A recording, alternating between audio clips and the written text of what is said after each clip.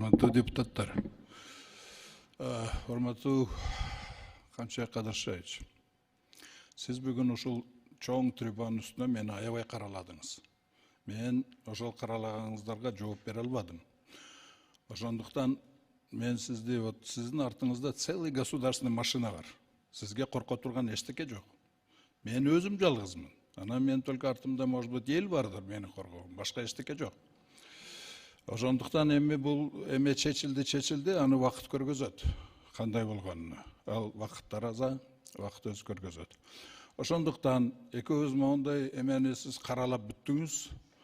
Ошого мен сизди ушунун баарын точка коюш үчүн мен сизди теледебатка чакырат элем да. Ошол жерде сиздин артыңызда целый государственный машина менен ошонун информациясы менен келип, ошол жерде мен жөнүндө сиз каралаган фактылар боюнча ошону теледебат өткөрсөк аябай жакшы болот эле. Мен сизге ошого чакырып кетем. Сиз кандай дейсиз?